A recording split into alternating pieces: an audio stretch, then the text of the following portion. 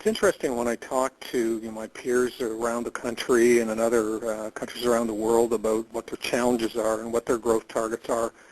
The one thing that I keep hearing from them, and I'm experiencing myself, and it may sound a little trite, but is the ability, I think, in terms of a professional growth target to really push yourself to think in different ways. And I think what I mean by that is I talk to my peers, and we often find ourselves settling into a bit of a routine and frankly, a bit of a rut sometimes about our ability to take in new ideas, to look at things from a different perspective. And one could argue that there's a number of courses you could take online or in person that kind of help you push your thinking in a different direction. But I think the biggest thing that I found in terms of one of my growth targets is to look at things from a very different perspective, explore different opportunities and different opinions that, in candor, one time in my life I might have been somewhat dismissive of because I thought I knew it all.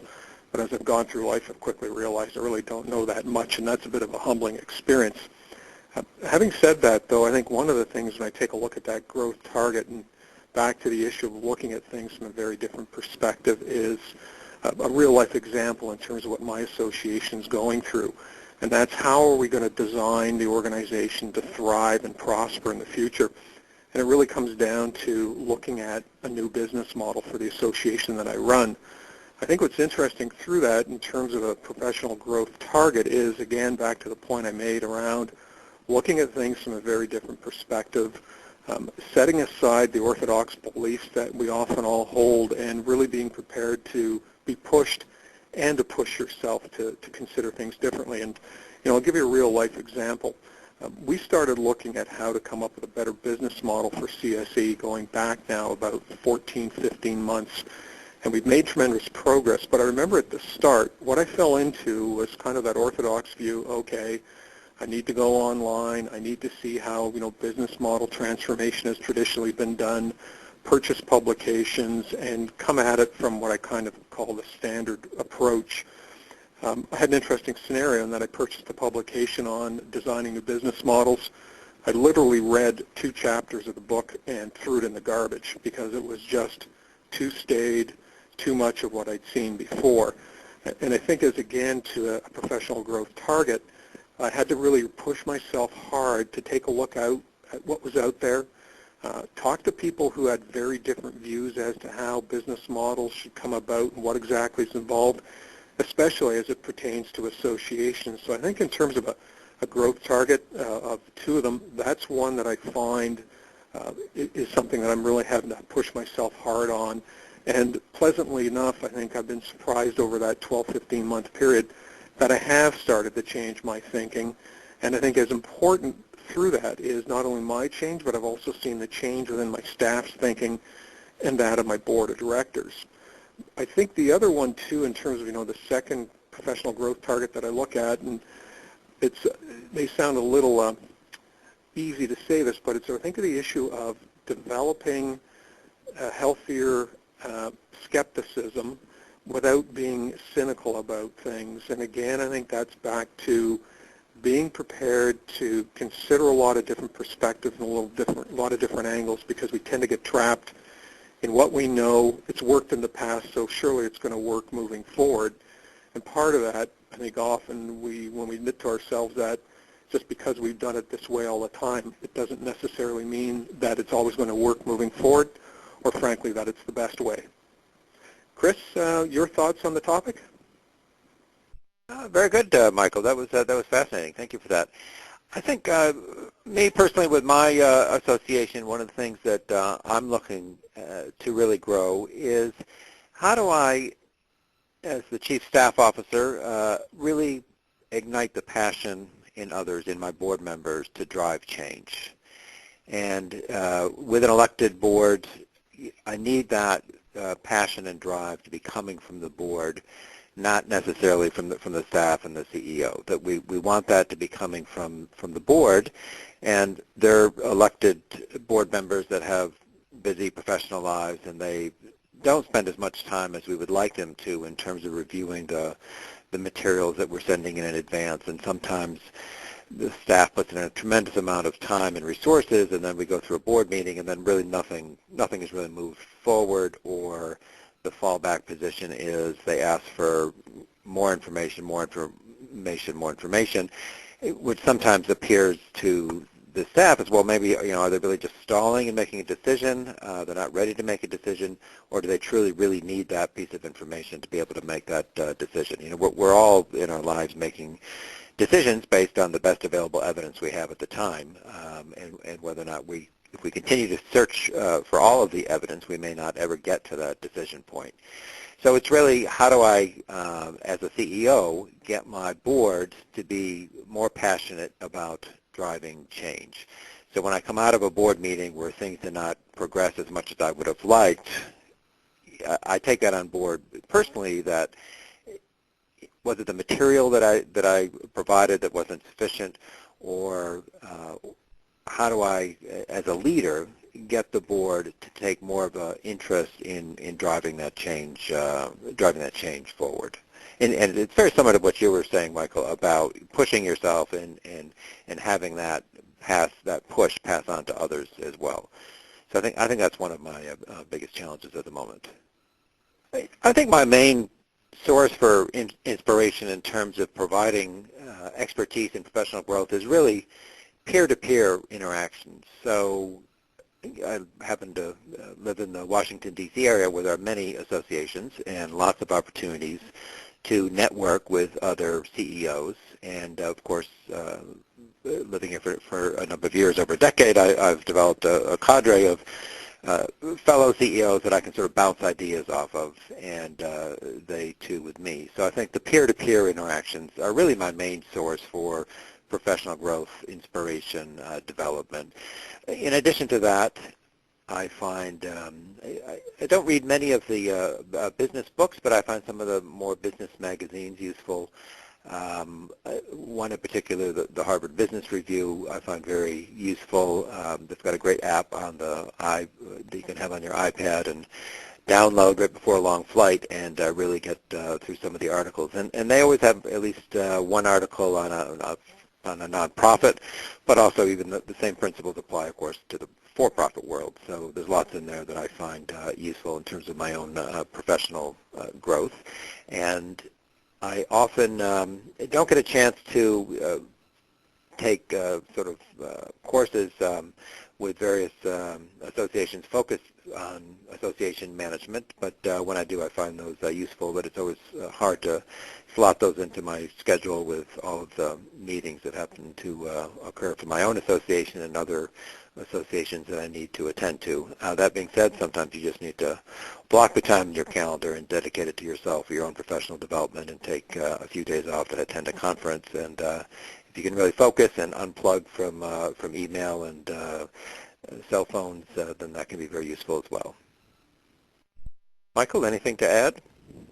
Great comments, Christopher. I think I'd echo your sentiments. I think what I find, as you touched on, is talking to my peers within the association sector, but also seeking out people who are from the nonprofit or even the government side of things.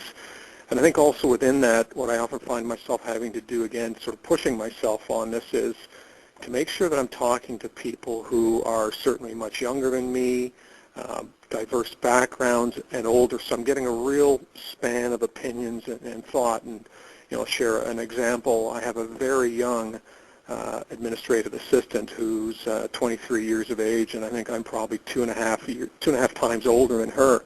But I've got to tell you what's been interesting and how much I've learned from this individual, even in the short number of months that they've been with us, simply because of the different perspectives that they bring and views on life. So I think that that's really important, to be open to talking to a wide array of people. I think part of that, though, goes to, you get into those discussions, is trying to filter out the negativity that unfortunately is rather pervasive out there at times. But I'm not talking about ignoring those opinions, because you don't want to go the other way where you're only listening to every optimist that's out there, and you're not seeing the world from a realistic perspective. I think, too, Christopher, a couple of things that you touched on. I try to read as much as I can, and what was interesting a couple of years ago, I was finding I wasn't doing as much reading as I once had. I think I was even at a stage where I was finding it difficult to plow through every edition of The Economist that was coming out weekly.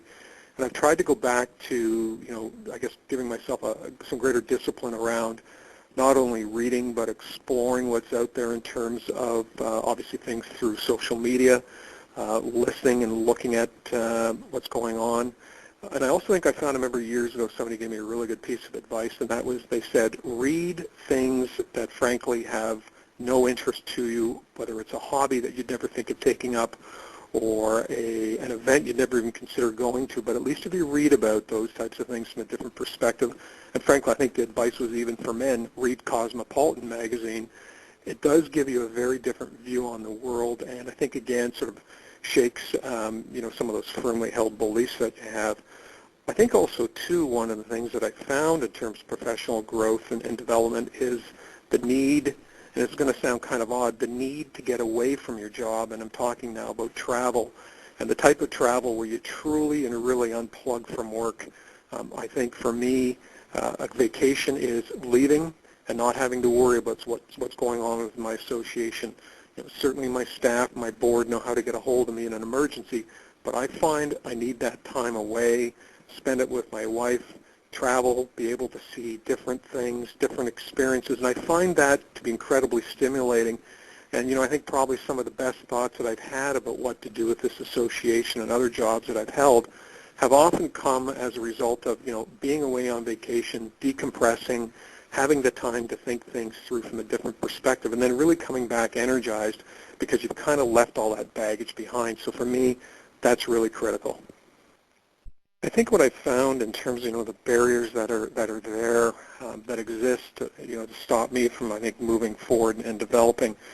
There's, I think, those that are they're self-imposed, and then those that are to a degree imposed upon you. And there's a lot of discussion around not having enough time, but I've often observed, I think that comes down to I think really having to figure out what is and isn't important, and I think having the self-confidence to look at a particular issue and to say, do I actually need to do something with this right now? Can it wait? Or in fact, do I not have to do anything? And I'm not saying that you're ignoring it, hoping it's going to go away, but not seeing that everything that comes along is, all of equal importance or has to be done immediately. So I think that's one thing that I think is a barrier that it does exist, and it's something that I'm always acutely aware of that I have to be mindful of. We can all talk about not having enough time in the day or the week, but I think after a while, you've got to stop yourself and start realizing like you're the hamster on the wheel where you're just running faster and faster and faster. And when you do get off, you kind of wonder what you actually accomplished. So I think that's really critical for me, is that as a barrier, I think, is the demands that we place upon ourselves as being senior CEOs. I think in the back of our minds we also carry around that little gnawing concern that we're expected to be, constantly on, constantly highly productive, and having, I think, your own internal courage to know when you've got to kind of step down from that and put things aside. I think also the whole issue of the demands of board members, and I think part of that again is going back to having that clear communication with them in terms of what their expectations are, and I think also having the courage to tactfully but forcefully tell boards that at times there are things that, no, you're not simply going to be able to address because something has to give.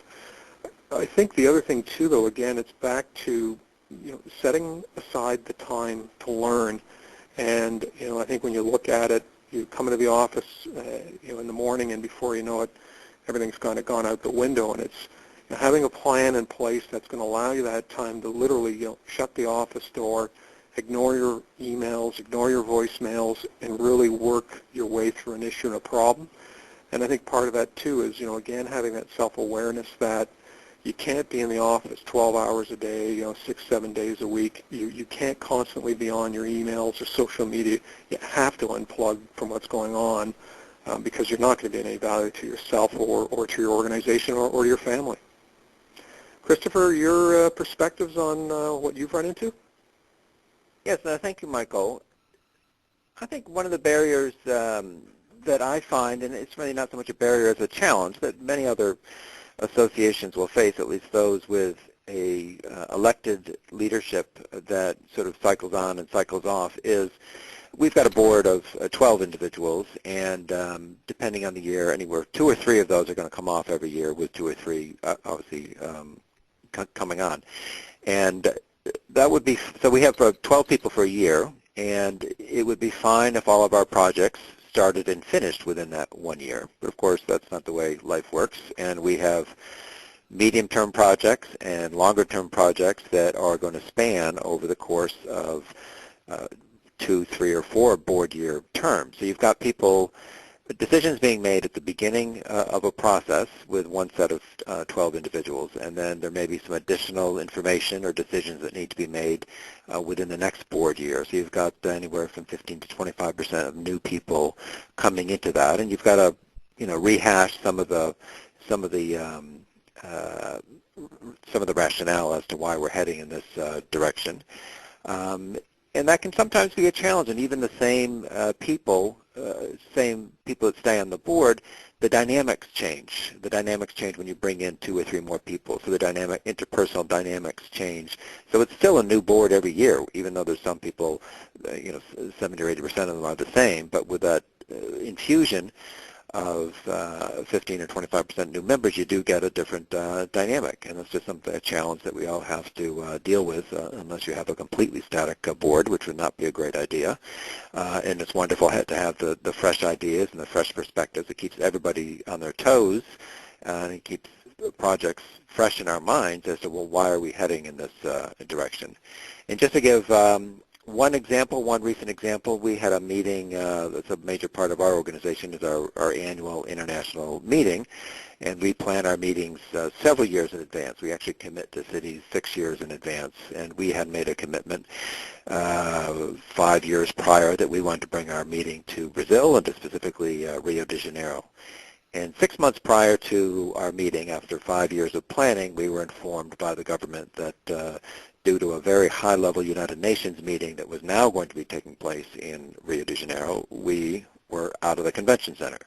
So now we've got a board that's almost completely new from the decision of, why we wanted to go to Brazil and Rio specifically to begin with, and we had to sort of rehash all of the discussion of, so do we stay in Brazil at a different city? Do we go somewhere else in South America?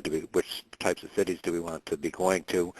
And that's just an example of having to rethink things with new information with a completely new board than when the initial decision was made. And we did get through it. We ended up being in a different city in Brazil. The meeting was very successful, but it was quite an arduous path to get there, and it was particularly difficult on both staff and board to sort of plan a meeting that we normally leisurely take 6 years to plan and execute. To suddenly compress that into 6 months was quite a challenge.